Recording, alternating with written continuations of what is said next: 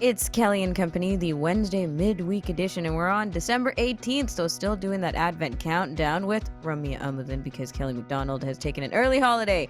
We're going to get into the latest Robert Half Canada survey in a bit. It's on the state of Canadian hiring right now, the state of what it is that we're going through by the end of this year and picking up next year, and that's going to be with Michael French from Robert Half Canada. So stick around for that on Kelly and Company.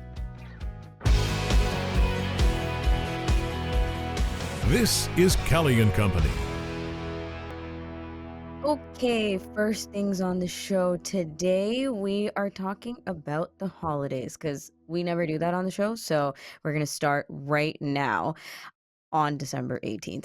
Leanne Baarda is an independent living skills specialist and she joins us once a month. Today, Leanne, we're talking about making the holidays more sensory friendly, more accessible. I love doing this chat with you around the holidays or pretty much any given festivities or reasons to hang out with the family or friends. You've always got creative ways to do that. How's it going? Is it busy around your house right now for holiday season? Oh, yeah. We finally got around to putting the tree up on Sunday, and we got, the decorations out and the Is that gnomes late? That's late, hanging right? out. Pretty late for the tree. Yeah. Yeah, we were a little bit, curmudgeon-y this year, and, uh, we had there was so many other things that we finally were able to do it this weekend, and, the kids were very excited, and, I think our tree looks like there's probably not a spot left for ornaments. Mhm. I my brother, had the tree in a box sitting in the living room for 2 weeks, and we're just like, "Dude, what is happening? Just put it up." No one wanted to help, though. I think it was maybe help waiting around for people to assist him or make this like a nice family occasion. That didn't happen. He eventually put it up because 'cause we're like, "Do you want presents?" So there needs to be a tree. Yep, It absolutely. worked. Yeah. And luckily these days, like, a lot of the artificial trees are a little bit easier to put together. They're just like, connect here, connect there, Yeah. plug it in, you're good to go. Plug it in. Exactly. Also, do you change the place that you put your tree in every year, or does it go in the same spot? Like, you know where your tree is going, so it's all good. Yeah, we pretty much have a fixed spot for it just so Okay. that it's kind of doesn't disrupt the flow of traffic, and number 1, that their cat won't try to climb it. Oh, yeah. Well, that is a thing. We didn't Yeah, have a spot. Every we had a year bit is a of a new discussion. yeah, we had a bit of an incident when, Louis was a kitten and he got himself tangled in the lights. We had to cut him out of the Oh, tree. no. Oh, that's extreme. Yeah, Okay. so now we have a new tree that he can't Is get that into, well, so we're yeah. good. Is that better or worse than them getting into the tinsel and all this stuff, like the actual scary stuff that we hear about? Well, yeah, so we try to hide to make our tree, pet friendly, we put only the safe ornaments at the bottom where he can reach them, Yep. and That is if he anything doesn't that is climb. glass or, that he can shred goes way up high. Mhm. But if he gets into the tree, it's Then a it's whole over. different scenario. Yeah. Yep, All that hard work to make it pet friendly. yep, and then he That's so just funny. climbs right up the center and it's over. Yeah, it's over. So, we wanna know how we can make our holidays more, accessible, inclusive, but fun, still fun and family friendly. What are your thoughts? Yeah, so, there's a lot of things you can do to make it sensory friendly, and so I was looking around online just to kind of see, what other people were doing, and some people are really creative. So now, you know, there's so many really cool markets out there and, Christmas events and holiday events are all around the city, and having someone to go with that can kind of describe things as you go and kind of be like a running narrator, just so you can kind of experience it. And now, we have technology that'll help us with that. So you Yep, have, Be My AI and you have the Meta glasses. So it just adds a whole other level of, making Christmas more accessible or the holidays. true. The magnifier app or whatever the detection mode on the iPhone, you can put image description on and just walk around with your camera, and it'll like update in real time. It's quite fun.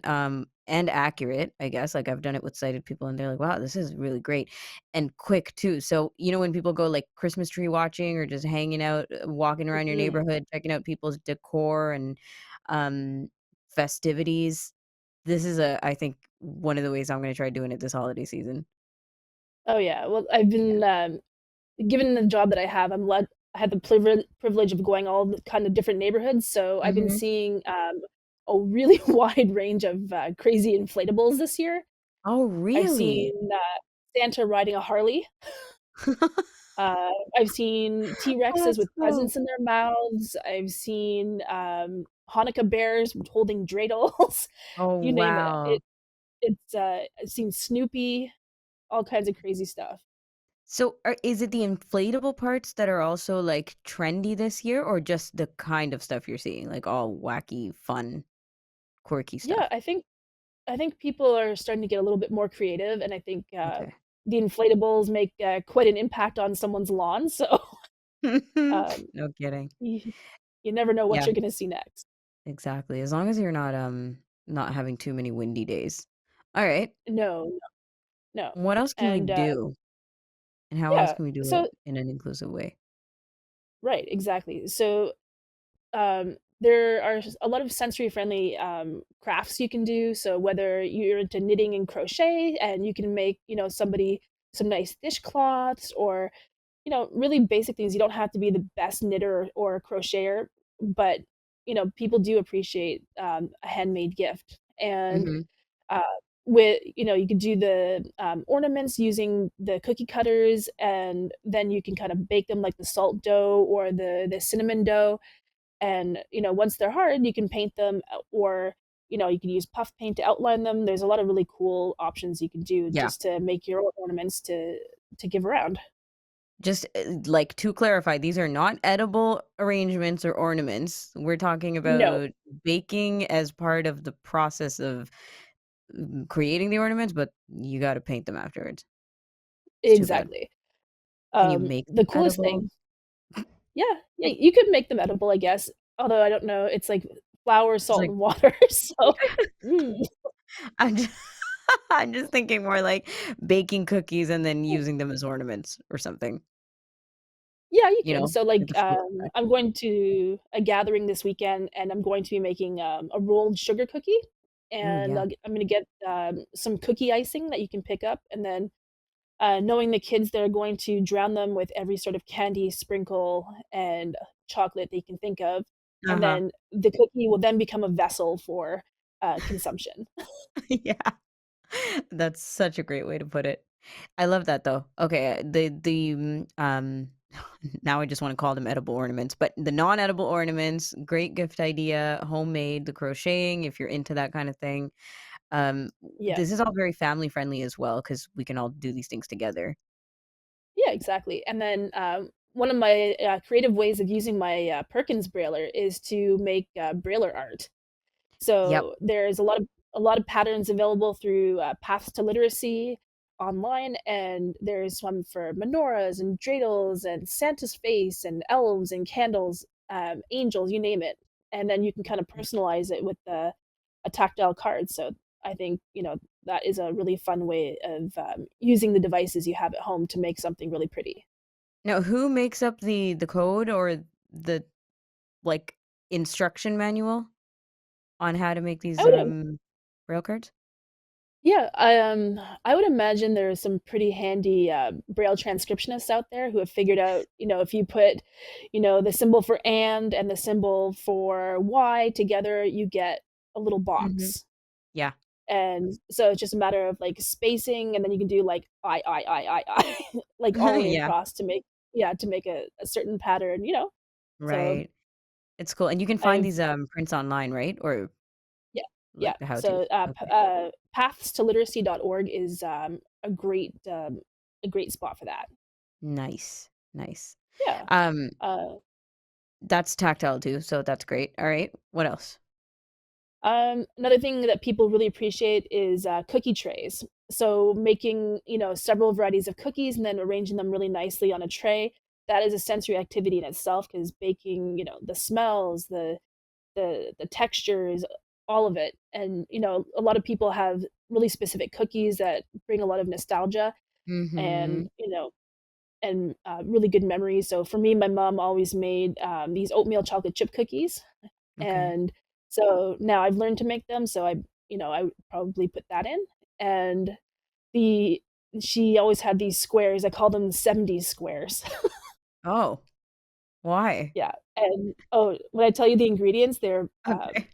quintessentially like the '70s threw up in it. So it's, maraschino cherries, graham cracker crumbs, shredded coconut, mini Oh my. marshmallows, and Whoa. and condensed milk. Dude, what So you combine what? them all together Is that and, you good? let it set.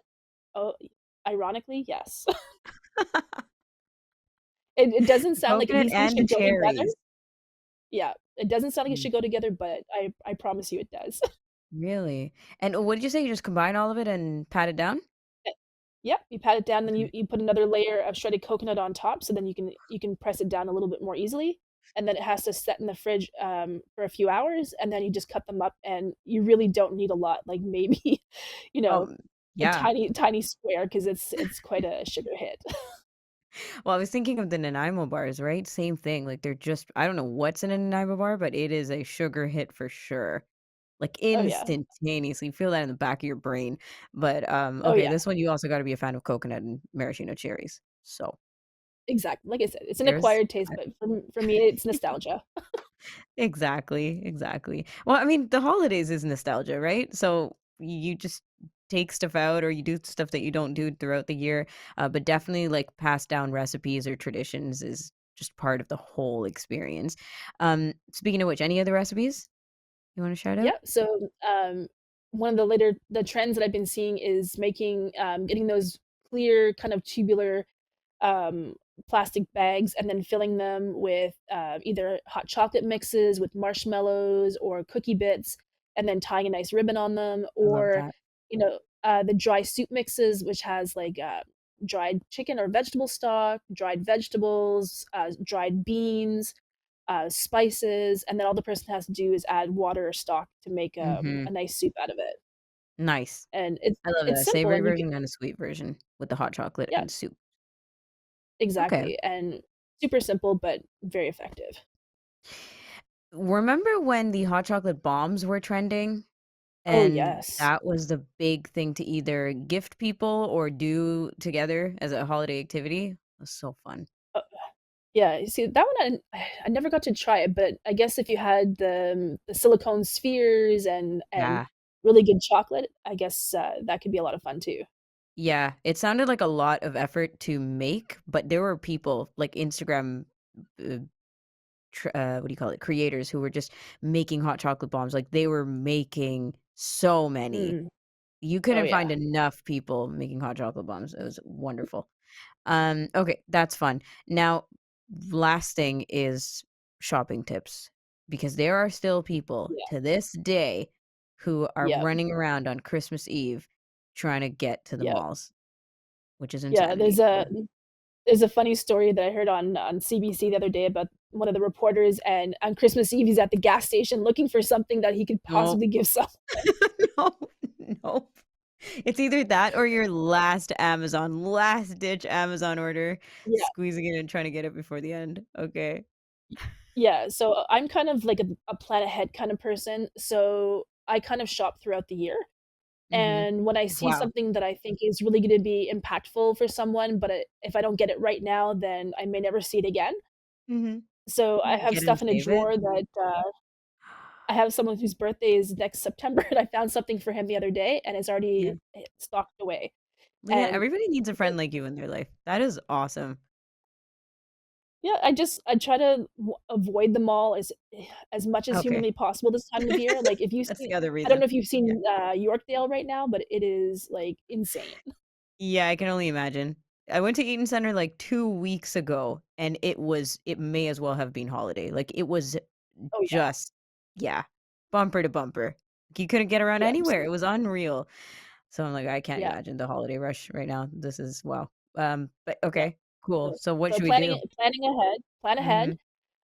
think about the people you're gifting for, Or, another thing I've done with a group of mom friends hang out with, instead of buying everybody an individual gift, we've decided to go on a group outing instead. So we're gonna probably Oh, go yeah. tubing in the new year Nice.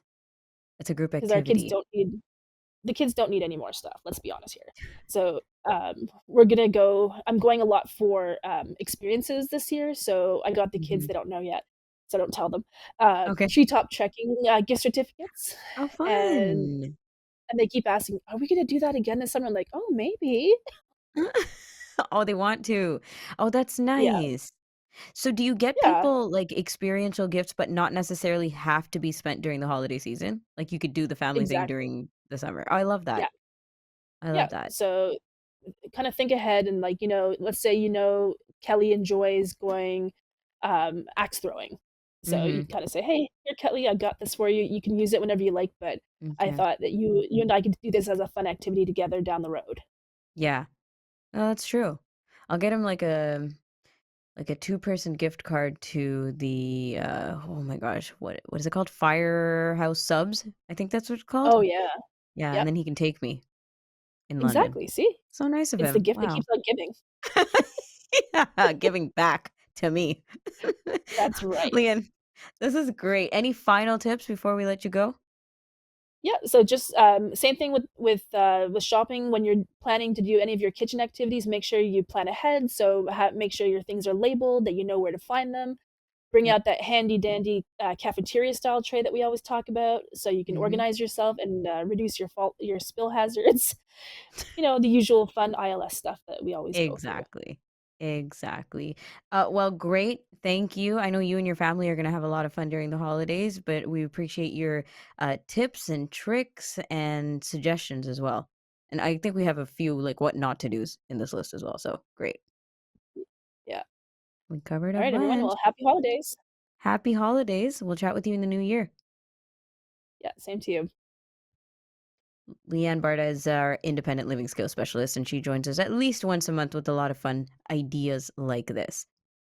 Nisreen Abdelmajid is back today with me. Niz, you have a coffee mug. Is that because it's Wednesday that it's bigger than your microphone, you said? I wanted to ask you about it. Yes, it's bigger than my mic, and I love it. It's like a bucket Is it one of size the if giant you ones you can get? Okay, yeah, the giant ones it's that like come very in it's Santa or very Poodle. wide, right? Mhm. You need two hands to actually hold the whole thing. Hold it. Yeah. Yep. And I think this is the type of day on a Wednesday that you need this big cup in your life. This is my breakfast. And it's coffee? Coffee, black coffee. Girl, black That's coffee, what like that giant mug, that's what, four real cups of coffee? Like measured cups of coffee? let's not measure it that way. I say Yeah, let's not. one cup of this is just one cup. Let's not measure it by the size of this huge cup as No. more than one. So Absolutely I not, take we're not it. doing I that. just drank We can one cup so far. I'm my on my eyebrows are so high. second cup. We we are going to say that we're not gonna talk about how much coffee you're drinking first thing in the morning for breakfast, Mhm. but Yeah, we're not let's gonna skip call that that a part. cup of coffee. Yeah, let's just say 1 plus cups.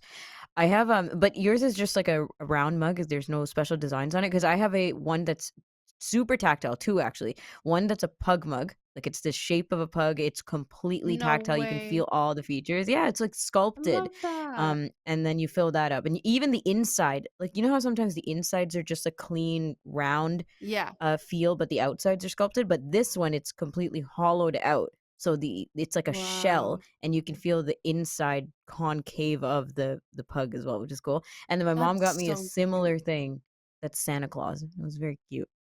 So cute. I love mugs. I love mugs. Yeah, I can never have enough. And I feel me like too. Hamza complains that I buy too many mugs, and I just it's one of those Do you things that display you them? can just never have enough. I have Yeah. them in my cabinet, but it's like becoming so full because I live in a Okay, small okay. condo. So there's only so much Yeah, room you can have for mugs, but I'll find spaces for them. So you will. yeah, You will okay, I'll yeah. give you an inspiration idea. Now, I don't do a lot of DIY things or aesthetic things or accent things in my house. My house is so boring, guys, but The one thing, because I agree with you about mugs. I think mugs are cute and fun, and people like gift mugs to you all the time, and sometimes it's adorable. So I've kept, a reasonable amount of stuff. And what I bought was a wall hook, like where you can hang glasses or mugs, right? So it comes with different Yeah. hooks for wine glasses or mugs or other kinds of glasses, and then there has a top shelf as well where you can just line things up standing. So this is very Mhm. helpful and it's aesthetic, and I have that like on the side of my kitchen wall, so you can choose your mug when you come over to my Is house, and it I like a like swap things floating out. shelf? I'm just trying to A floating picture it. shelf, yeah. Yeah, it's like Love a floating that. shelf, but not a shelf. It's like a Just floating like wall with a hooks hook. and shelves. Yeah, Okay. it's Okay. very I wooden. love I'll that. take a picture so we can share it on the show because it's actually super cute. And I swap the mugs out, here and there so people can feel like, wow, custom mug day. And Mhm. this inspiration wasn't mine, by the way. I completely stole it from a book, The Invisible Life of Addie LaRue, because she did Yeah. it. And she had the same sentimentality for mugs that you and I do. And she's like, whatever mood you're in, pick the mug that suits you that day. And Yeah. I was like, "Aw, So I love this." my whole apartment is pretty much beige and gold and brown, pretty much. Oh, that's proper. Okay. So I go with that aesthetic. So I have open cupboard cabinets, right? And those open ones, I display my wine glasses plus Mm, like I have teacups that are gold and like clear, and I also yeah, have beige coffee mugs, right? Just a matching set. I don't touch yeah, those unless people are over. But unless people are here. this chunky mug that I have a few of them, and they're all huge, by the way. Those Chunky are mug. my I'm calling them chunky because they're actually like fat, like Yeah, they're cute, you know? So yeah, those types of mugs, I just like this is mine personally. We're just chilling, okay. it's a chill day, and this is what I have for coffee, right? But yeah, I hide those in the closed cupboard cabinets because they don't match the aesthetic. And No, does that make me you can't extra? have it not mess. Yes. Oh, is that your question? Does that make you Yeah. extra? Yeah, like, your house is Yeah. completely matching and coordinated and aesthetic. I mean, I don't think that's extra for, like, people who actually do this stuff, because I think that there are a lot of people who do what you do, just completely aesthetically match their everything. Yeah. For me, it's extra. I'm just like, I'm glad I have 4 of a kind so that people think that I am an adult, you know? Yeah, I'm That's sure. my I'm sure line. that defines Come on. what being an adult is. Yeah. Yeah, like, "Oh, it's a dinner set because I have it in 4. So Mhm. please sit down around the table with me and have a proper adult dinner." No, no, I'm so extra that I even have gold utensils like spoons, Wow. forks, and knives. You love it, Yeah, though. You love the interior I design. love it. I love it. And I Mhm. love hosting, so I can show my utensils and That's those little true. things that nobody cares about, but I care about. I think people care. I think it's lovely. And, Yeah. also, by the way, like, when my couch matched my chairs, just the color, nothing else, I was like, "Ooh, look, I did a thing." And that was it. That was my This brother was is like, what "You an didn't. It's adult all gray. this is Gray is this is gray. It's not a how thing." it yeah, exactly, Yeah. exactly. But I'm sure your family loves it too. Do you get it from your Mhm. mom or dad? Like, is their house similar? Uh yeah, my mom likes to match the aesthetic and whatever. Yeah. And I got her There you to go. You theirs pass is it like down. rose gold. So Mm, I got them the rose gold utensils and they were excited about it. So it's cute. so It's sweet. cute. No, It they goes have on. good taste. They have good taste. Actually, this is a great segue because, something that you love and then you're trying to pawn it off on other people like, "Look, now you love it too." So, Yeah. I was reading Pushing this it. article, pushing it on people during the holiday season. Yeah. We was reading this article from the Washington Post called "The Micro Politics of Gift Giving." We're not gonna Mhm. get into the article because there's so many great moments. I think everybody should try to get their own, version of this article at least, or just go down this rabbit hole. But you, me, and Michael French from Robert Half Canada are gonna talk a little bit about gift giving now. So, first question around the table, and first of all, hey, Michael, it's nice to have you back on the show, by the way. It's been a while. I love I love being on with you. Thank you for having me. Of course. Oh. So the first question right at you is not about the survey from Robert Half Canada, not about employment, but about gift giving. So do you know what type of gift giver you are right now? Like this holiday season? This holiday season, I actually only buy for 2 nieces, 2 nephews, and they're getting the best gift that they want right now, which is money, because 'cause they're all at the age where they have high expenses. So they're university Mm. students and high school students, they're all getting money. Mm. We're So all you just gift them high money, maintenance at this point. 4 people. Yeah, right. And then your gift giving is done. Okay, Nasreen, how about you? You talked about giving your Okay. obsession to gold to other people. Yeah, Wow. I have this thing in my head where I have to be the best gift giver in the whole family. And I get like, I don't care about how, I mean, obviously, there's a certain point where I won't go beyond of what how much I spend on one person, but I get so excited about gift giving because I want to show like I'm the best gift giver, you know? I don't know if it's just me, Does it but this is how I matter? plan it in my head. Does it Okay. And matter does it what matter like what gifts you get back? Like, are you like, look at how much I spent on you and now what you get me? I mean, I like to me it's not that big of a deal. I like the effort. For me, I like the effort.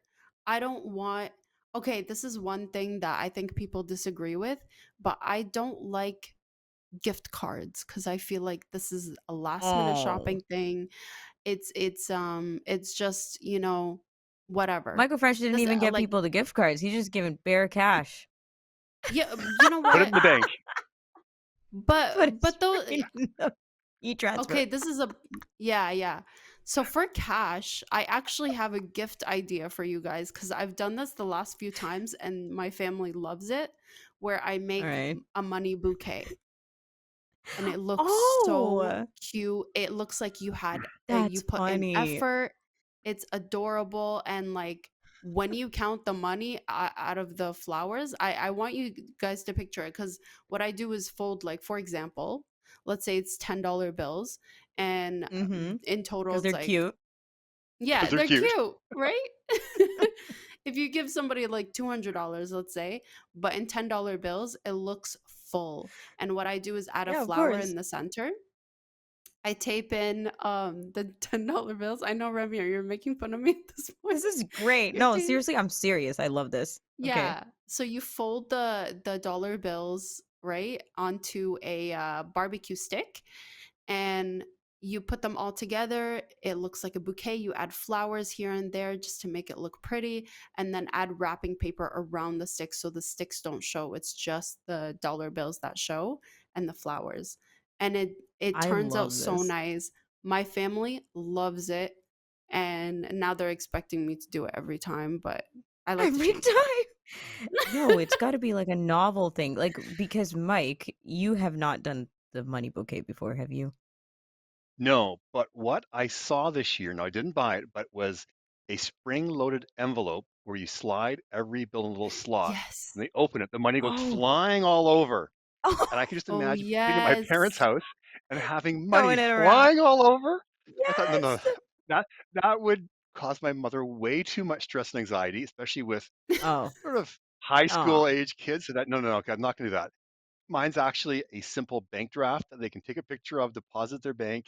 There's not actual bills floating around. oh, So mine's actually oh my. very simple, very Very Wow. simple, impersonal, but very highly contemporary. effective. Yes. Yeah. It's sleek. It's a sleek method of money giving. You're like, I'm But I not love gonna the actually hand idea. you the money draft. Just take a picture, please. I love the idea of opening something and the cash just flying everywhere. Yeah. Oh my God, it's so My brother satisfying. But have you guys tried. ever done like you open up an envelope, right? Somebody gives you an envelope and you open it up to read it, but you pretend not to see the stack of money that's in the envelope because you don't want to seem Oh, too you had like to wait. You selfish. had to like delayed gratification. Yeah, You're you're like, like, oh, let's oh, look at the oh, card. that's too That's much. No, very you shouldn't sweet. have. And Yeah, then yeah, you just focus on the and you had to card and react then you appropriately. realize the money is on the ground. Speaking I of know which, so though, many times. how good are you guys at reacting to gifts? Like, can you remember being gifted things that you don't want by people very Yeah. close to you? I think it's easier if it's casual. right? Like if it's a coworker or something, you're like, "Oh, thanks." It's just chocolate. But if it's Yeah. personal gifts by personal people, sometimes you got to fix your face, I think. Mhm. Now apparently I people gotta keep don't. it on my Now apparently, according to this article, people are just telling you to your face, "That's a terrible gift, mom. I didn't want that." And I'm no. like, "Wow, ungrateful much?" But No, my anyway, parents yeah, no. I can remember thinking, yeah, oh, okay. This is a fast gift interesting. you're getting. But yeah. Michael, Uh, have you had to ever fix your face for a reaction of a gift? oh yeah, I can remember saying a few times, oh, that's interesting. Oh, how unique. Very different. I didn't yeah. Yeah. And also Earlier the this Or week, I was like things, saying I don't like things the I word don't interesting. want. I Put that in the I didn't regift even think pile. of this gift, like yeah, you have to figure some words out just to pretend to Oh, react. man. Yeah, Geez, I'm I pretty get is it? petty appropriate. though. Geez, what could this be? A coupon book? Thank you. Okay, as How Inflation kids is pretty how though, I bad. loved wonderful. giving that to my parents. The Are the you guys creative re-gift givers? kiss and no. I Yeah, used I to. am. Really? You are. Very Oh, quickly. shamelessly. Mm, Yeah, I will regift how it you do pretty it. quick if I'm not going to use it. Yeah. And I So actually have no rules on it. I'll give it back to the same person who gave it to me, or I'll give it to somebody else. Stuff is gone no pretty quick. way. I, li- I live in a small downtown Toronto condo, so I have no room for extra stuff. So I part with things Mm. pretty quick that I'm not going to use. Now, do you not care if they're upset if you given back a gift to someone who got it Oh for my you? Or god. you're like, no, I'm sure they'll Um, enjoy it. That would be bad. I What do can To you more mean? regift laugh it back along to with the them. same person? Oh, laugh along, like, huh? I, Okay. I can laugh along with them. So Yeah. there's certain people I wouldn't, but most cases I can regift it and have a good laugh with them about because they Okay. don't want it either. Oh, Oh. oh man. Okay, I inside joke. wonder if That's people nice. talk about, yeah, exactly. I wonder if people talk about that. Like, oh, well, that was a regift to you. Ooh, Okay, no what thanks. Yeah. I've regifted is actually stuff that, it's not stuff that I hate. It just doesn't, like I said, match the aesthetic. So, for example, Yes. I get Hard and fast rules. when we moved into the apartment, I got stuff that was a total different color, like blue or whatever, that didn't match Uh-huh. our apartment, even though it was Zero blue. nice, but I'm not going to use it. So, this is a perfect example to regift it to somebody that has some type of blue theme to their house or whatever, Mm-hmm. or they might like it. I think that's a good That's way. kind of But if thoughtful. you yeah, Yeah. like if you hate the item, I don't know, like would I don't want to look bad if I regift it to somebody and they hate it too. That's how I see it. Okay, but that's what I was gonna tell you about, like the regifting triangle. So Yeah. one time somebody gave me like the when I moved into a new apartment as a homecoming gift or whatever. What do you call that? Like new home gift. Yeah. They gave me like the bust. It was a statue, okay, of a neutral person's. Imagine just like a very neutral. What do you call those things at the mall that are all dressed up? Mannequin. Okay, the Yeah. Mannequin. bust of a That mannequin was kind of situation. I don't know. Like this is a really close friend, by the way. Like people who've known me for years, and when they gave it to me, I was in shock, like disbelief. Why the hell would you gift me that? Do I look like the that's type kind of of person? And creepy. also, it. Thank you. Okay, that was actually number one, but what was starting with the nicer number one, which is like, oh, do you even know me? But anyway, Yeah. I reacted as appropriately as I possibly could. I was like, "Aw, thanks. Art. I don't have any art yet, so thanks." And then they were like, "Well, we're Okay. glad you like it because we didn't, because somebody gave it to us, and now you have it." And I What? was like, "What? They admitted That's that? just mean." Of course, they were Oh, that's trolling me. crazy. But by this time, I had already said I liked it, so I couldn't do anything. So I had to Nobody give it to my ever brother to be like, "Can admits you to like burn this, please?" regifting. That's when you use That's terms like, oh, insane. interesting. How unique. Yeah. So different. How unique. So different. Yeah. Art. Oh, I would have never very thought about this. interesting. Um, no, a mannequin as a gift, that's just It creepy, was first of all. mannequin-esque. And you I get don't know. offended. You get offended when it's a close friend. Like, you don't know me That's enough what I'm to for saying. me. Like, it's And also it was I very feel like it's creepy, like offensive. you said. Yeah. Yeah, it was No. I did not enjoy that. I did not enjoy reacting to that gift. It's probably the worst thing that I've ever reacted to, like, gift-wise. Yeah. But, But I would never anyways, admit it no, no. that I'm But we'll regifting a pause gift. on the gift giving talk for a while. Yeah. That article from the Washington Post is really, really funny though, because it talks about people's like expectations for gifts and also people who give amazing gifts, like very expensive gifts, but then people are overwhelmed by that because they're like, oh, but I gave you a homemade scrapbook. Now I owe you. I'm indebted to you for the rest of the year. I feel weird. Which, yeah, Yeah. culturally, I know a lot about that, by the way. My mom keeps tabs on everything. Like, she practically writes My down parents what too. we owe people. "Oh, they gave us My for our parents too. They birthdays and compare. Christmas and New Year's, and remember when they came over when they thought you were getting married and they gave you a whole bunch of" so anyways, now we owe them. Like, "Oh my, okay. Those are your friends. Gotta love your family. Gotta love your family." Um But Mike, the reason why you're here with us officially is because we want to talk about the Robert Half Canada survey on the state of Canadian hiring. And this is very interesting. There's a lot of different stuff that we can get into, but can you give us the gist before we start getting into the details of what you found out from Sure. this research? This is really recent research. This was done in December, so only a handful of weeks old. And not surprising, we came out with that next year, in the first half of the year, nearly half the companies are adding new positions, where in the second half of last year, it was just over 52%. So almost the same, slightly lower. I think some organizations Hmm. are feeling a little bit concerned with possibly the US election, could be some tariff issues. We saw some excitement this week with the federal government. There's always excitement there. So almost every second company is going to add roles, new roles in the second half of the year. But every company that has vacant positions, about half of them are going to be refilling those. So it's a very Okay. strong, optimistic outlook. One of the things that was good to see that was across the board, we did not see many organizations 1% saying that they're going to downsize or eliminate. That was very Mm, positive to see. When you talked about the size of the companies, not surprising. It came across very strong. The typical mid-sized Canadian company, they're the ones with a very optimistic outlook. They're always very strong. They're the biggest employers out there.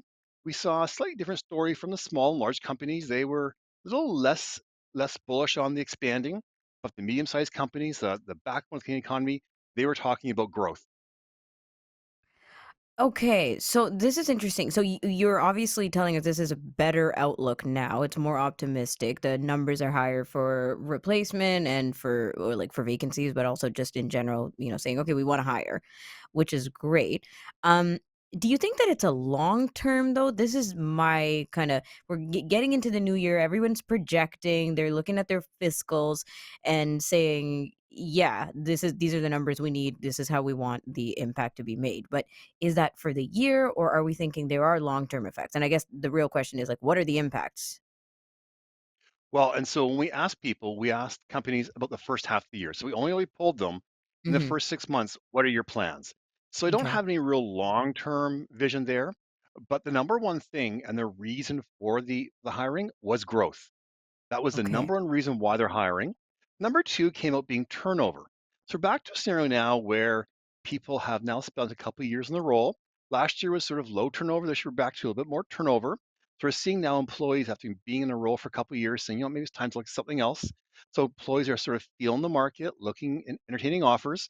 So we're seeing that creeping up, but we're also seeing a really high number of special projects. Companies now Mm. trying to improve operations. Maybe it's new software, new way of doing business, new processes. We're seeing a really big investment in those projects, and they kind of have fallen off the last couple of years. There's been some wind in our face with the high interest rates, and that sort of put these projects on hold. And now they're back front burner, ready to go. And then seasonal. So we think of seasonal right now, very busy time with the holidays, but then we think of every company has different seasons. Some Yep. some companies it's Q1, some it's Q2. So now companies are saying, well, maybe we've cut our heads a little bit. We're leaner, we can do that, but now we have to bring in people when we're busy. So that's when this sort of contract or temporary or seasonal employment comes up. That's a growing area as companies now do more with less. It's a very big area of employment. We see a lot of that happening with how students get roles.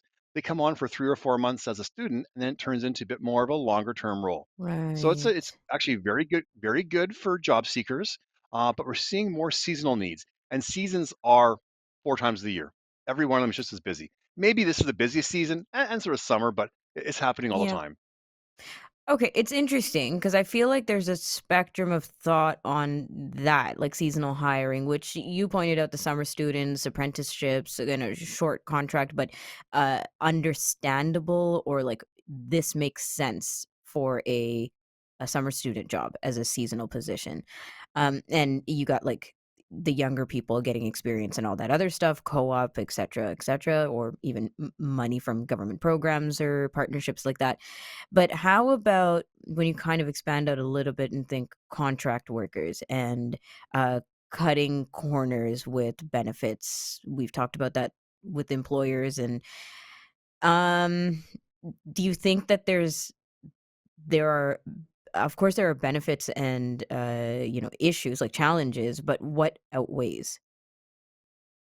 So you've hit a couple things here. So as we talked about companies adding permanent new staff at being just under 50%, the Hmm. growth is going to be in the contract. So we're seeing a lot more companies using contract staff, partially for some cost savings that they can achieve, but the other is they need certain skill sets only at times of the year. So Okay. they need skill set A only from January to March. So rather than employ it for 12 months of the year, they employ that skill set only for the first quarter. So their costs are actually, they may pay more per the hour, but their annual costs are actually lower. That at the same time can provide more opportunities and more flexibility, because that's that word again, flexibility. It's been the big word for the last number of years. We talked Hmm. about flexibility being the number one thing people want. That now provides some flexibility to job seekers who maybe that their plan is, I want to work in the first half of the year, but not in the second half, or I want to work in this industry in this scenario. So that flexibility, although it does come with maybe fewer benefits. It may come with a slightly higher hourly rate because it only is for 3 or 4 months or a quarter, maybe half a year. But it does come with more flexibility for the employer and for the employee. You now have more ability to maybe go travel for 6 months. We're seeing that Sure. being very popular. Yeah, and that's a really good point. Like we want the flexibility as well. We've talked this about this on and on with you, right? Where people, especially younger employees, Gen Zers, etc., really want that flexibility with work hours, with being able to do like two part-time jobs or two freelance jobs at a time and be open about that stuff. There's a lot more communication that's being demanded of employers, transparency, etc. That's great. But I'm really thinking back to the pay again. You said it might be a higher hourly rate, but does it work out if you're only working half the year or other kind of flexible arrangements that you make? Or does that mean you still gotta, as an employee, go out and find other jobs to compensate because you're not getting exactly what you would get at a full-time salary basis? So, in answer to that question, so there's a couple things here we can dig into. One of Hmm. them is you may have a big role for 6 months and a couple small, let's call them hustles or side hustles for the other Sure. 6. Or the alternative is now let's flip the generations. Let's go now from millennials, let's go to the boomers who now want to Hmm. spend the summer golfing, are prepared to take the summer off, but now want to spend October through April working. So now they're maybe, we used to call it semi-retirement. So now they're Yeah. working 6 months in the winter, but now golfing the summer, or it could be the reverse. They're maybe going to a warmer climate in the winter, but enjoy working in the summer. So we're seeing that actually probably more in the boomer generation, or I'm a Gen Xer. See, we're starting to think of those things too, but we're Hmm. actually seeing those maybe a bit more by lifestyle choice, and we're seeing a bit more the millennial combination. They could be forced into it, but then taking advantage of some of the features. Well, maybe I do want to go to some cool distant vacation spot for 60 Hmm. days or 6 weeks, and then I'll do something remote when I'm there, or I'll do this at this time of the year. So the flexibility is something that they're enjoying. This is only now for people who enjoy it. If you Yeah. can actually make it work for your life, and it may mean that you live in a studio apartment versus a great big house or a 3 bedroom Hmm. condo. you make lifestyle choices that support this. We're seeing more and more people opting for flexibility versus what we say is the traditional model. And it causes some parents to really scratch their heads saying, oh my goodness, what's my kid doing? It is strange. Like, it's strange even you talking about it this way. It sounds like a dream in some scenarios, but in other ways, I'm thinking, but what does that mean? Yeah. Like, what does this juggle actually feel like? And Niz, like, it sort of feels like the scramble side where when you're just starting to look for a job or you're going from contract to contract because you're not able to like hold down or be offered a permanent position yet, that kind of thing. In the beginning stages of your career, but you're really Mm. making this sound, Mike, like a thing. Like it's a movement. Like it Yeah. might be the next best way that we work. I'm kind of down for it, but I'm not It's sure if employers can juggle it. Nis? yeah. Yeah, I feel like it's also it does sound like a dream. I would love something like that, but at the same time, with this economy, it's hard to um make your lifestyle fit into that, you know. It's hard to adjust your lifestyle to make it affordable and have that option, right? Mhm. um like, I don't know how it would even work, because right now, like, you can't even have a one person, one what you call it, one salary in a household, you know, like you Right. need two people in just one Yeah. household Takes two. nowadays. Yeah. So it sounds pretty amazing if you can do it, of course. And I've noticed that there's not a lot of permanent jobs. It's more contracts, and I wonder Well, why. that's exactly what he's saying. Like that's what Yeah. employers want to move towards for all kinds of benefits for them, I'm sure. Yeah, Well, and this but started 20 years ago. mhm, This has been a Mm. long journey. When you yeah, think of turn the clock back maybe to let's say to Y2K 25 years ago, like that sounds Mhm. crazy in itself. That was the Yes. yeah, beginning. And so you think of the temp. The temp was usually someone coming in fairly junior, do some office work. That was a Yep. typical temp. And then it started being supplemented with very senior people, some senior, very senior accountants, the contract CFO coming in for 10 or 20 hours a week. And that was the beginning of Mm. it. And it has just exploded exponentially now to a industry in itself. Now, having said that, Mhm. and it's not for everybody. Many companies mhm, do still rely on a big core of permanent staff and supplement as they need the skills they need on the contract teams. Now, I say it yeah, would be very hard to run a company only using contract staff.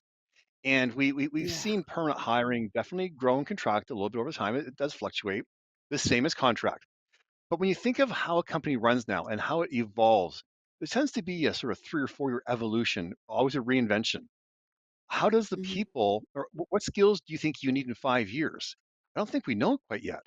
So the skills that you hire yeah, for Mm. today and tomorrow may not be the skills that you need in 5 years. And that the person who has those skills, do they want to actually change and evolve again? Because there is a place for them in the economy. They may want to go a different mhm, route. The whole cradle to grave, lifetime at one employer, we said goodbye to that 30 years ago. There's some people who I think still enjoy. I've been at Robert Half for nearly 25 years, but Mhm. that is definitely not the norm. And we're seeing more people, though, enjoy some change. And I've enjoyed my stability here, but there's definitely people who enjoy something new. Yeah, yeah. It is like I think it's a mark of as you say, and you make such a good point, a good argument about just like the historical evidence and the the way that I see it as technology gets faster, as everything around us gets faster, more convenience, more this, more that, more multitasking, more availability, more flexibility in every part of our lives, it just makes honest sense that this is the way that employment is headed. Because you're looking for the same thing, right? Like in the tech industry, it makes a lot of sense to have people who are able to like grasp and handle and move from project to project, like even within the workforce, mhm, or like within your company. You're not just having one person do one position anymore. In media, which is a perfect example, you now have people who are teching and in front of the camera and behind doing the yeah, producing and doing the coordinating and chasing the stories. Like you need someone to do all that. There's no way you're just hiring one person to do just one thing anymore. It's not you're not gonna get hired. if you can only do the one part, and that used to be the norm. Like, you Isn't used to that have wild? a 10 right. You used to have, like, a Yeah. twelve-person team, a 15-person team, a 25-person team doing a show, and not anymore. Now you got, like, 2, 3 people running entire shifts, but, um it's kinda like the way that we're doing it, and a lot of the points we touched on, I think, makes sense that we're moving in that direction, but how about and I really wanna get to this part with you, Mike, how about if it's not working out ideally for employers? Like, if there are vacant jobs, but they're under this systematic, impression of, like, only contract employees, only short term, etcetera, etcetera. What are the what's the ripple effect or, like, the elastic band effect of it not Yeah, working? what's happening? Mm, So there's a couple things here. So I don't think you run a company solely on contract employees. You need to have a big cohort of firm people to maintain the integrity and culture of that company. You add the extra pieces as supplemental that are occasional, just in time, what you need. Now, yeah. the other problem that happens is usually what you need just in time is a new, very trendy skill set. We've been talking about AI for the last year. So imagine trying to find somebody with AI skills a year ago. Well, GPT just sort of hit the market and we heard about it maybe 16 months ago. No one had the skill. You have to be prepared to, okay, so if I can't find somebody who has it, what's the next best thing? Well, somebody maybe who has done some research in it, or someone who has an interest in it that's very strong, or somebody who has done large language models on something else. So it's you start playing around in the peripheral, and that's where you find your people. There does come a time though Mhm, where it's if what you're looking for does not exist in the contract market, you may have to actually change what you're doing and change what you're shopping for. Change stores. Maybe you have to change your model slightly. Maybe you do have to make a hire there. And occasionally we do see a number of contractors do get offered. I'd love to see you join us permanently. We're going to invest in this area. You may have been contract for 2 or 3 years seasonally, but now we're going to grow this area. That happens often as well as we start testing the waters, trying new things. So there definitely is some flexibility there. It's very flexible, but at the same time, it can also be contracting. You can't always find what you need. If you have it in the full-time mm, side, it's always going to be there. But then can you afford to pay that person?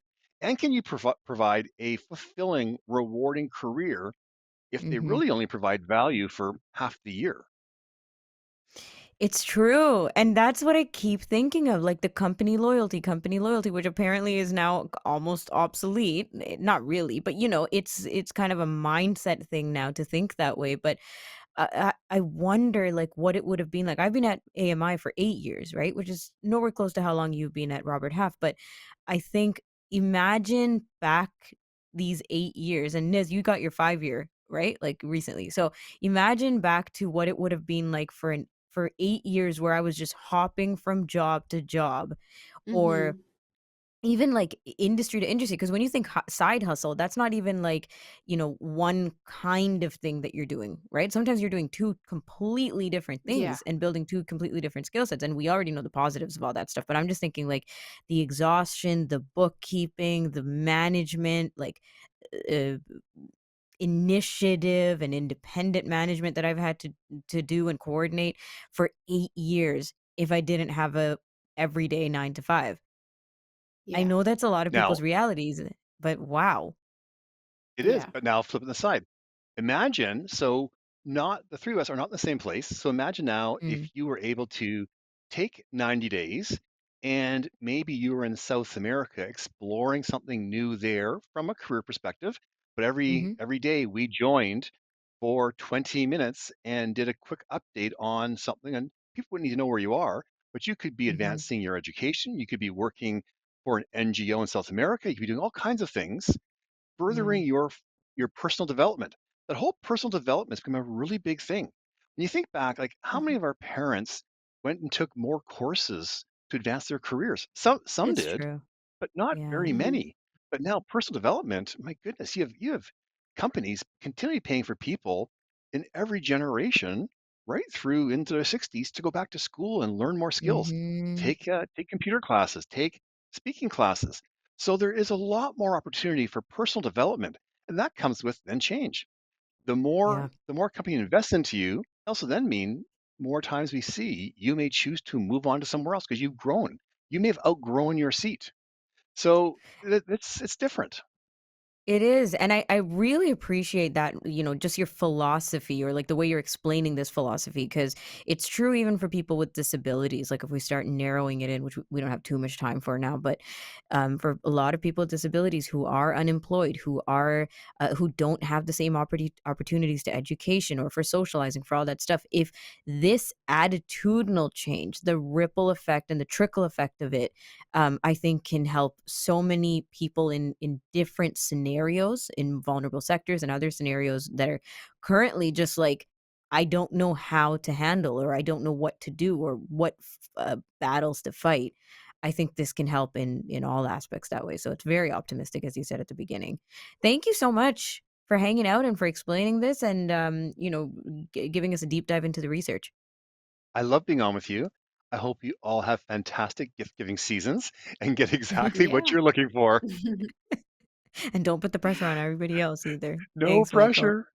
Thanks, No Ranga. pressure. Thanks, Niz. Bye bye. Only Thank money you. bouquets. Michael French from Robert Half Canada. But yeah, Niz, what a great chat. And did you learn anything today about the gift giving or the mugs or Michael French? Any highlights? I learned that I'm high maintenance. That's it. That's a great lesson to be learned. Thanks, Niz. I'll chat with you tomorrow.